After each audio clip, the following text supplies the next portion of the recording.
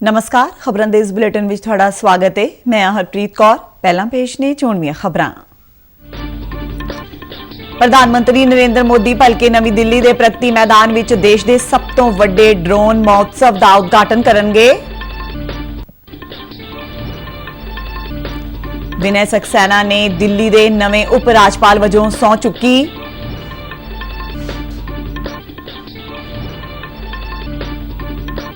Allahabad high court ने 1991 विच कथित झूठे मुकाबले विच 10 सिख नौजवानों नूं अतवादी मनदे होए मारन दे दोष विच पीएसी दे 34 कांस्टेबलां नूं जमानत देण तों कीता इनकार।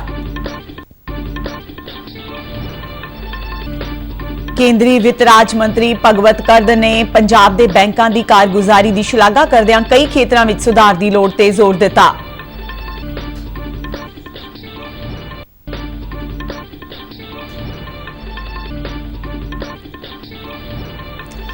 ते मुख्यमंत्री भगवंत मान ने बरतानिया के हाई कमिश्नर एलेक्स एलिस नाल कीती मुलाकात। पंजाब ते बरतानिया वालों खेतीबाड़ी, IT, फूड प्रोसैसिंग, उचेरी सिक्ख्या, खेडां, जनतक ट्रांसपोर्ट ते बायोमास वर्गे खेतरां विच सहयोग वधाउण लई सहमति। ते हुण खबरां विस्तार नाल। प्रधानमंत्री नरेंद्र मोदी भलके नवी दिल्ली के प्रगति मैदान विच देश के सब तो वड्डे ड्रोन महोत्सव का उद्घाटन करेंगे। प्रधानमंत्री किसान ड्रोन का संचालन करने वाले पायलटां नाल गलबात करेंगे। और ड्रोन जहाज़ां दे आसमान विच प्रदर्शन नूं भी देखणगे ते प्रदर्शनी थां ते ड्रोन जहाज़ां नाल जुड़े स्टार्टअप्स नाल भी गलबात करेंगे। 2 दिना भारत ड्रोन महोत्सव विच 1600 तो वध नुमाइंदे हिस्सा लैणगे। इस विच उद्योग जगत दीआं कई हस्तियां, सरकारी अधिकारी, विदेशी राजदूत, जनतक उपक्रम ते निजी कंपनियां दे प्रतिनिधि ते स्टार्टअप्स शामिल ने। इस विच भारतीय हवाबाजी खेतर नाल संबंधित वख-वख मुद्दिआं ते विचार चर्चा होवेगी। प्रदर्शनी विच 70 तो वध भागीदार अपने ड्रोनां दा प्रदर्शन करनगे। महोत्सव दौरान ड्रोन पायलटां नूं तस्दीक पत्र दे के सन्मानित करन, ड्रोन दे वख-वख उत्पादां नूं प्रदर्शित करन, ड्रोन जहाज़ां दी उड़ान ते स्वदेशी ड्रोन टैक्सी नूं प्रदर्शित करन वर्गे प्रोग्राम भी होणगे। विनय सक्सेना ने अज दिल्ली के नवे उप राज्यपाल वजों सौं चुकी। वो दिल्ली के 22वें उप राज्यपाल बने ने। दिल्ली हाई कोर्ट के चीफ जस्टिस ने उन्होंने अहदा ते सरकारी भेद गुप्त रखण दी सौं चुकाई। जिक्रयोग है कि अनिल बैजल वालों उप राज्यपाल के अहदे तो अस्तीफा दिते जाण मगरों विनय सक्सेना नूं उप राज्यपाल नियुक्त किया गया सी। सौं चुक समागम तो बाद विनय सक्सेना ने कहा कि वह उप राज्यपाल के तौर पर जनता लई काम करनगे ते राज निवास ते घट ते दिल्ली दीआं सड़कां ते ज्यादा नजर आउणगे। गुजरात विच लंबे समय तक काम करने वाले उप राज्यपाल विनय सक्सेना ने कहा कि दिल्ली विच प्रदूषण सब तो वड्डी समस्या है ते ओह इस दे खात्मे लई काम करनगे। उन्हां अगे कहा कि दिल्ली विच एक वड्डा तबका गरीबां दा है जो गैर संगठित खेतर विच काम करदा है ते ओह इन्हां लोकां लई भी उचेचे तौर ते काम करनगे। विनय सक्सेना ने दिल्ली सरकार नाल रल के काम करन दी भी गल कीती। जिक्रयोग है कि अनिल बैजल ते उन्हां तो पहलां उप राज्यपाल रहे नजीब जंग नाल दिल्ली सरकार दा हमेशा ही टकरा देखण नूं मिलिया। आजादी का अमृत महोत्सव नूं समर्पित आजादी का सफर तहत असीं भारत की आजादी विच योगदान पाउण वाले वख-वख मन्ने परमन्ने ते गुमनाम आजादी संग्रामियां दे जीवन दे पहलुआं तो तुहानूं जाणू करवाउंदिआं इस तों इलावा आजादी दे संघर्ष नाल जुड़ियां होर गतिविधियां बारे भी दसदिआं अज दी कड़ी विच असीं तुहानूं सुतंत्रता सैनानी चंपकरामन पिल्ले ते मुहम्मद यूसुफ नक्शबंदी बारे जानकारी दे रहे हां।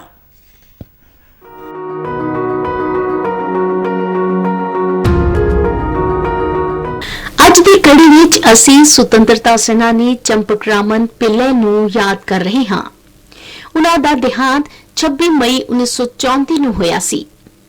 ਪਿੱਲੇ ਭਾਰਤ ਵਿੱਚ ਸਾਮਰਾਜਵਾਦੀ ਬਰਤਾਨਵੀ ਸ਼ਕਤੀ ਤੇ ਹਮਲੇ ਕਰਨ ਲਈ ਵਿਦੇਸ਼ ਵਿੱਚ ਭਾਰਤੀ ਫੌਜ ਨੂੰ ਸੰਗਠਿਤ ਕਰਨ ਵਿੱਚ ਰਾਸ ਬਿਹਾਰੀ ਬੋਸ ਅਤੇ ਸੁਭਾਸ਼ ਚੰਦਰ ਬੋਸ ਦੇ ਪੂਰਵਵਰਤੀ ਸਨ।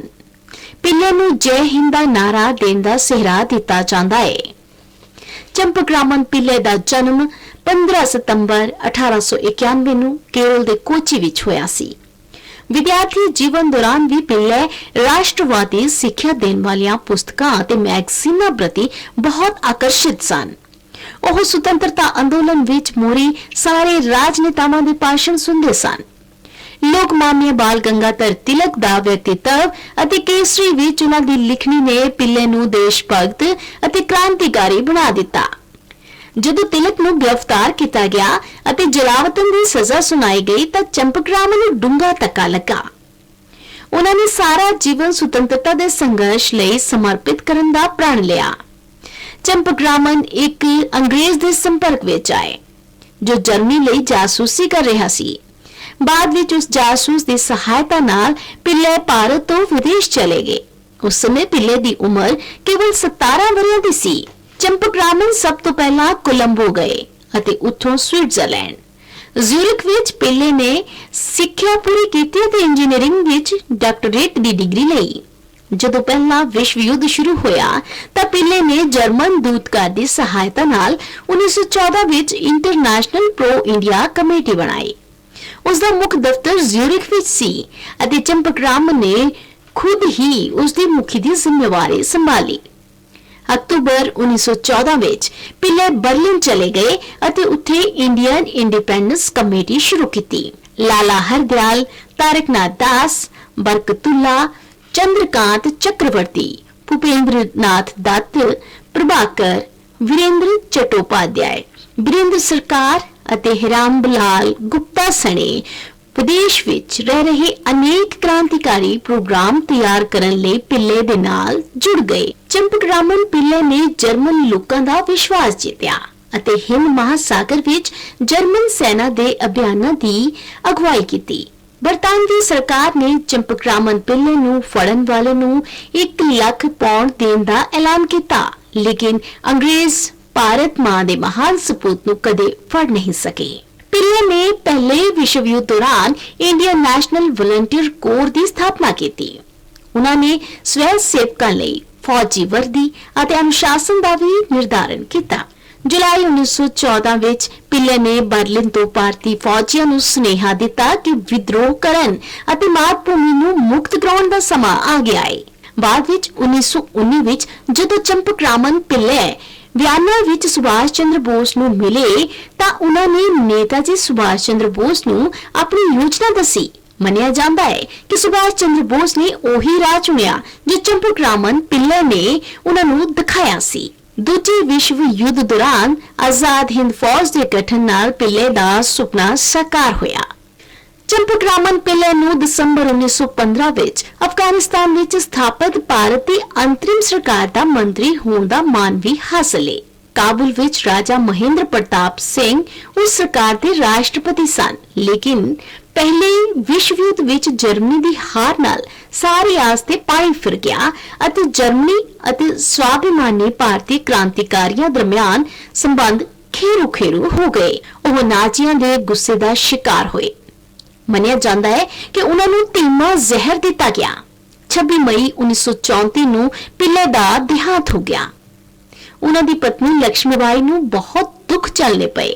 ਇਸ ਦੇ ਬਾਵਜੂਦ ਲక్ష్ਮੀਬਾਈ ਪਿੱਲੇ ਚੰਪਕਰਾਮਨ ਦੀਆਂ ਅਸਥੀਆਂ, ਡਾਇਰੀ ਅਤੇ ਉਹਨਾਂ ਦੇ ਗੁਪਤ ਦਸਤਾਵੇਜ਼ਾਂ ਨੂੰ ਸੁਰੱਖਿਅਤ ਕਰਨ ਵਿੱਚ ਸਫਲ ਰਹੀ। ਪਿੱਲੇ ਦੀ ਅੰਤਿਮ ਇੱਛਾ ਅਨੁਸਾਰ ਲక్ష్ਮੀਬਾਈ ਉਹਨਾਂ ਦੀਆਂ ਅਸਥੀਆਂ ਭਾਰਤ ਲਿਆਈ, ਜਿੱਥੇ ਕੰਨਿਆ ਕੁਮਾਰੀ ਵਿੱਚ ਪੂਰੇ ਸਨਮਾਨ ਨਾਲ ਉਹਨਾਂ ਨੂੰ ਸਮੁੰਦਰ ਵਿੱਚ ਪ੍ਰਵਾਹ ਦਿੱਤਾ ਗਿਆ। ਮਹਾਨ ਸੁਤੰਤਰਤਾ ਸੈਨਾਨੀ ਚੰਪਕਰਾਮਨ ਪਿੱਲੇ ਨੂੰ ਕੋਟੀ-ਕੋਟੀ ਨਮਨ। ਅੱਜ ਅਸੀਂ ਸੁਤੰਤਰਤਾ ਸੈਨਾਨੀ ਮੁਹੰਮਦ ਯੂਸਫ ਨਕਸ਼ਬੰਦੀ ਨੂੰ ਵੀ ਯਾਦ ਕਰ ਰਹੇ ਹਾਂ। ਉਹ 26 ਮਈ 1946 ਨੂੰ ਸ਼ਹੀਦ ਹੋਏ ਸਨ। ਮੁਹੰਮਦ ਯੂਸਫ ਦਾ ਜਨਮ ਜੰਮੂ ਕਸ਼ਮੀਰ ਦੇ ਸ਼੍ਰੀਨਗਰ ਵਿੱਚ 1923 ਵਿੱਚ ਹੋਇਆ ਸੀ। ਮੁਹੰਮਦ ਯੂਸਫ ਪ੍ਰਤੀਬੱਧ ਰਾਜਨੇਤਾ ਸਨ। ਉਹ 1946 ਵਿੱਚ ਜੰਮੂ ਕਸ਼ਮੀਰ ਵਿੱਚ ਜਵਾਬ ਦੇ ਸਰਕਾਰ ਲਈ ਸਿਆਸੀ ਅੰਦੋਲਨ ਵਿੱਚ ਸਰਗਰਮ ਰੂਪ ਨਾਲ ਸ਼ਾਮਿਲ ਰਹੇ। ਜਦੋਂ ਉਹ ਮਹਾਰਾਜਾ ਦੇ ਅਤਿਆਚਾਰੀ ਸ਼ਾਸਨ ਦੇ ਵਿਰੋਧ ਵਿੱਚ ਕੱਢੇ ਜਲੂਸ ਵਿੱਚ ਸ਼ਾਮਲ ਹੋਏ ਤਾਂ ਰਾਜ ਦੀ ਫੌਜ ਦੀ ਗੋਲੀਬਾਰੀ ਵਿੱਚ ਸ਼੍ਰੀਨਗਰ ਦੇ ਖਾਨਕਾਏ ਮੁਹੱਲਾ ਵਿੱਚ ਉਹਨਾਂ ਦੀ ਮੌਤ ਹੋ ਗਈ। ਸ਼ਹੀਦ ਮੁਹੰਮਦ ਯੂਸਫ ਨੂੰ ਕੋਟੀ-ਕੋਟੀ ਨਮਨ।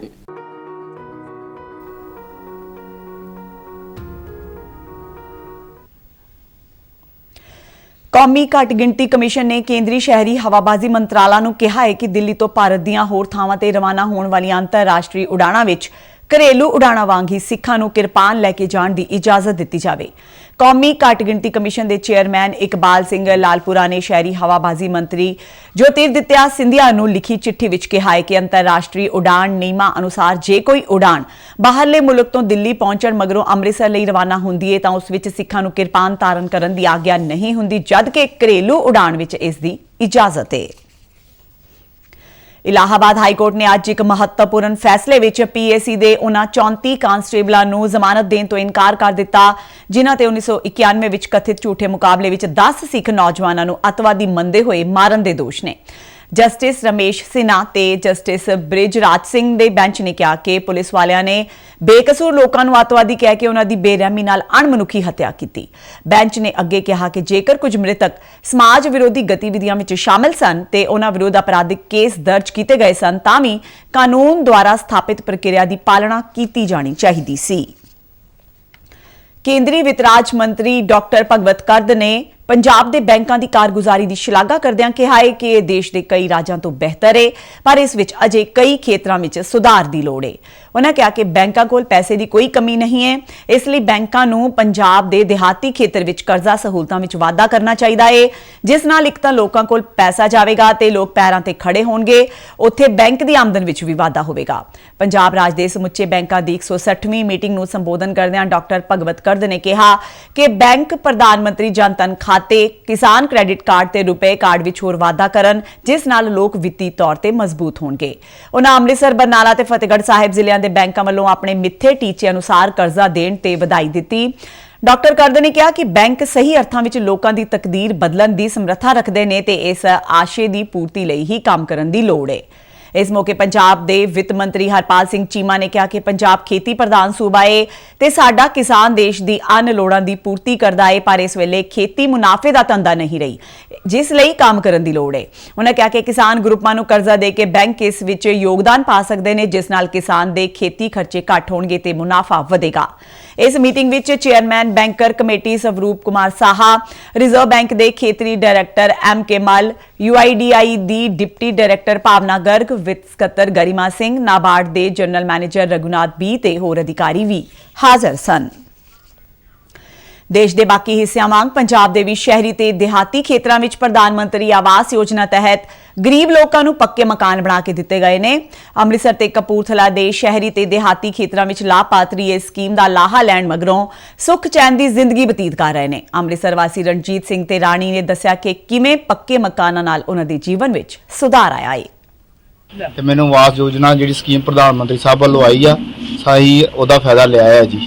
ਠੀਕ ਹੈ ਜੀ, ਅਸੀਂ ਜੋ ਡਾਕੂਮੈਂਟਸ ਉਹਨਾਂ ਦਿੱਤੇ ਸੀ ਅਸੀਂ ਸਾਰੇ ਪੂਰੇ ਕਰਕੇ ਆਪਣਾ ਕਤਵਾਲੀ ਜਮ੍ਹਾਂ ਕਰਵਾਏ ਨੇ ਨਗਰ ਨਿਗਮ ਵਾਲਿਆਂ ਨੂੰ ਤੇ ਸਾਡੀ ਸਕੀਮਾਂ ਆਈਆਂ ਕਿਸ਼ਤ ਵਾਈਜ਼ ਪੈਸੇ ਸਾਨੂੰ ਆਏ ਆ ਤੇ ਗਰੀਬ ਲੋਕਾਂ ਦੀ ਛੱਤਾਂ ਪਈਆਂ ਆ। ਸਾਨੂੰ ਪਤਾ ਲੱਗਾ ਸਕੀਮ ਬਾਰੇ, ਅਸੀਂ ਕਾਰਪੋਰੇਸ਼ਨ ਦਫ਼ਤਰ ਗਏ, ਉੱਥੇ ਜਾ ਕੇ ਫਾਰਮ ਅਪਲਾਈ ਕੀਤੇ, ਜੋ ਸਾਡੇ ਕੋਲ ਨਾ ਡਾਕੂਮੈਂਟ ਮੰਗੇ ਅਸੀਂ ਦਿੱਤੇ ਤੇ ਸਾਨੂੰ ਪੈਸੇ ਮਿਲੇ। ਅਸੀਂ ਗਰੀਬ ਪ੍ਰਧਾਨ ਮੰਤਰੀ ਨੇ ਦਿੱਤੇ ਤੇ ਅਸੀਂ ਉਹਦਾ ਬਹੁਤ ਧੰਨਵਾਦ ਕਰਨਾ ਚਾਹੁੰਦੇ ਹਾਂ। ਇਸੇ ਤਰ੍ਹਾਂ ਕਪੂਰਥਲਾ ਜ਼ਿਲ੍ਹੇ ਦੇ ਲਾਭਪਾਤਰੀਆਂ ਨੀਲਮ ਅਤੇ ਲਖਵਿੰਦਰ ਕੌਰ ਨੇ ਵੀ ਪ੍ਰਧਾਨ ਮੰਤਰੀ ਆਵਾਸ ਯੋਜਨਾ ਗ੍ਰਾਮੀਣ ਤਹਿਤ ਮਕਾਨ ਮਿਲਣ ਤੇ ਖੁਸ਼ੀ ਜਤਾਈ। ਮੇਰਾ ਨਾਮ ਨੀਲਮ ਹੈ, ਅਸੀਂ ਜ਼ਿਲ੍ਹਾ ਕਪੂਰਥਲਾ ਖਾਲੂ ਵਿੱਚ ਰਹਿਣ ਵਾਲੇ ਹਾਂ। ਮੈਂ ਸਰਕਾਰ ਦਾ ਬਹੁਤ ਧੰਨਵਾਦ ਕਰਦੀ ਹਾਂ ਕਿ ਆਵਾਸ ਯੋਜਨਾ ਤੋਂ ਜੋ ਸਾਨੂੰ ਪੈਸੇ ਮਿਲੇ ਹੈ ਕਿ ਉਸ ਦਾ ਅਸੀਂ ਘਰ-ਬਾਰ ਬਣਾਇਆ ਹੈ ਆਪਣਾ, कि आवास योजना को असी बहुत धन्यवाद करते हैं। मैं जिला कपूरथला खालू की रहने वाली हूँ। मेरे पिताजी का नाम निर्मल सिंह है। हमें जो प्रधानमंत्री आवास योजना से पैसा मिला है हमने उससे ये घर बनाया है। हम प्रधानमंत्री आवास योजना का बहुत धन्यवाद करते हैं। ਪੰਜਾਬ ਤੇ ਬਰਤਾਨੀਆ ਨੇ ਅੱਜ ਖੇਤੀਬਾੜੀ, ਸੂਚਨਾ ਤਕਨਾਲੋਜੀ, ਫੂਡ ਪ੍ਰੋਸੈਸਿੰਗ, ਉਚੇਰੀ ਸਿੱਖਿਆ, ਖੇਡਾਂ, ਜਨਤਕ ਟਰਾਂਸਪੋਰਟ ਤੇ ਬਾਇਓਮਾਸ ਵਰਗੇ ਖੇਤਰਾਂ ਵਿੱਚ ਸਹਿਯੋਗ ਵਧਾਉਣ ਤੇ ਸਹਿਮਤੀ ਜਤਾਈ ਹੈ। ਚੰਡੀਗੜ੍ਹ ਵਿੱਚ ਮੁੱਖ ਮੰਤਰੀ ਭਗਵੰਤ ਮਾਨ ਦੀ ਬਰਤਾਨੀਆ ਦੇ ਹਾਈ ਕਮਿਸ਼ਨਰ ਐਲੈਕਸ ਐਲਿਸ ਨਾਲ ਹੋਈ ਮੁਲਾਕਾਤ ਦੌਰਾਨ ਇਹ ਫੈਸਲਾ ਲਿਆ ਗਿਆ। ਮੀਟਿੰਗ ਦੌਰਾਨ ਇਹਨਾਂ ਖੇਤਰਾਂ ਵਿੱਚ ਪੰਜਾਬ ਤੇ ਬਰਤਾਨੀਆ ਵਿਚਾਲੇ ਸਹਿਯੋਗ ਦੀਆਂ ਵਿਆਪਕ ਸੰਭਾਵਨਾਵਾਂ ਤੇ ਚਰਚਾ ਹੋਈ।